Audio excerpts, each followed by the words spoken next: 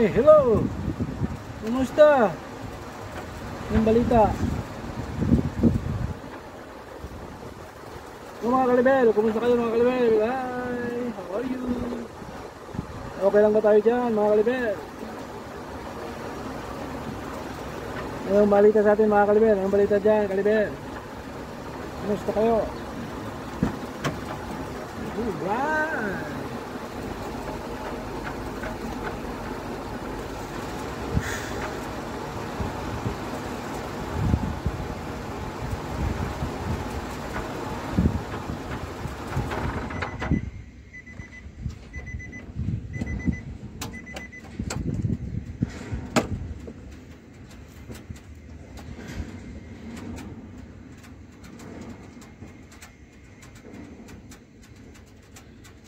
Off duty na tayo, pahinga-pahinga na lang tayo mga kalibet.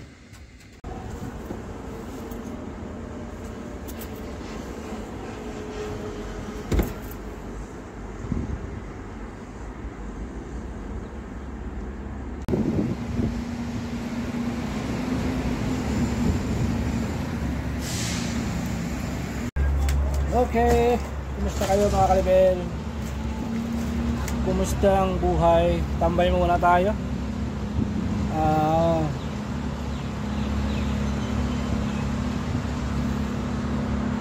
Hindi naubos yung aking deliver. Ayan o, marami pang natira. Dito sa likod wala na. Yung nasa karton ano na lang yun, reject. So mga return. So may hinihintay pa ako na stock. So kwento-kwentuhan muna tayo. Kwento-kwentuhan lang muna sa buhay ng isang papatop. Isang papatop. Buhay natin dito sa Qatar habang nagkakape.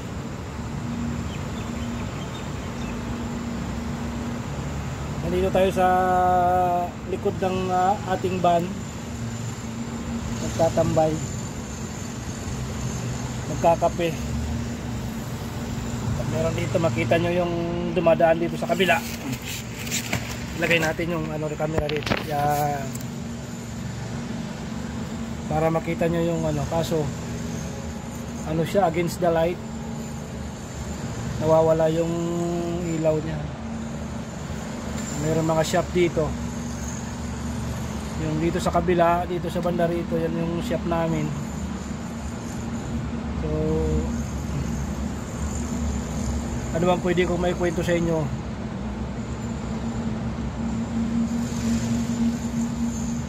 Sa ngayon, about sa company, okay naman. Yun nga lang, tumaas yung mga bilihin. Yung sahod namin ganun pa rin, hindi pa nababago. So wala tayong magagawa pag hindi talaga nila pa tayo increasean ng company. Pero okay lang yan, kaya pa naman. Kung anong sahod natin nung nakaraang isang taon, ganun pa rin ngayon. Dawa ng Diyos, 2 years na tayo dito sa company na to. Legit na 2 years na ang natapos ko dito sa company na to. Pero okay naman. Kahit paano nakakaraos naman. Nabibigyan naman ng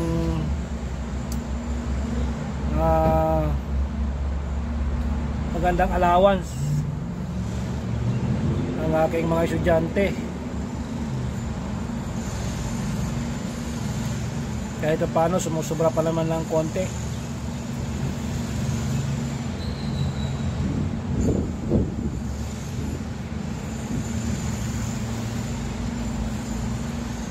Sa trabaho walang problema, kabisado na natin yung trabaho,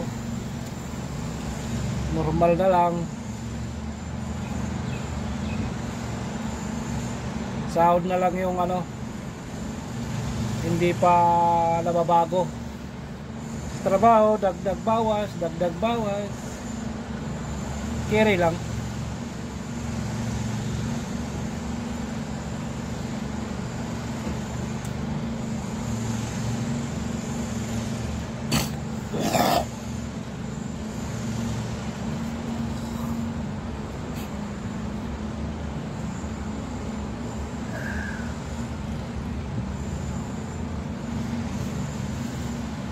Sa buhay, family, okay naman, wala nang problema.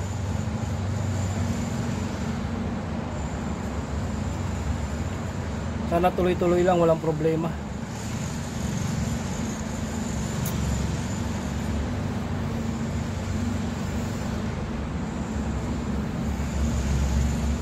Pakita ko sa inyo yung sa paligid.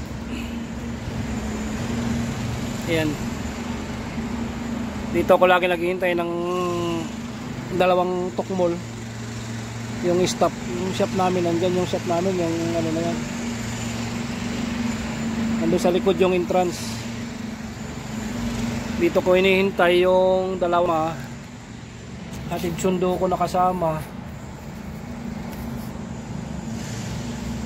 Hatid sundo sa umaga at saka sa hapon.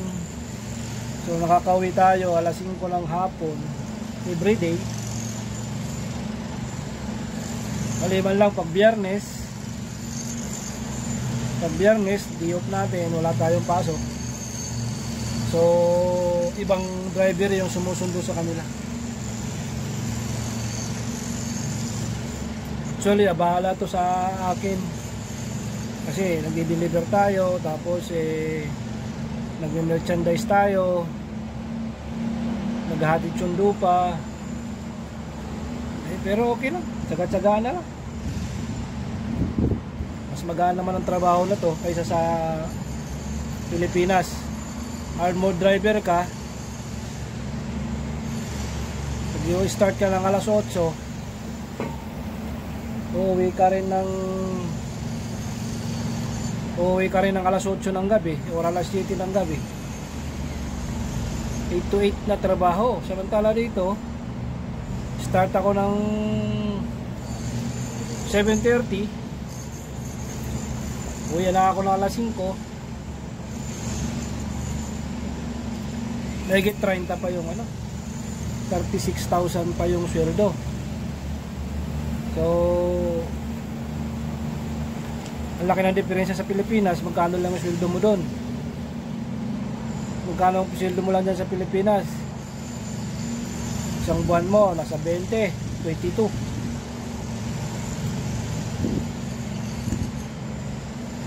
Napakalayo.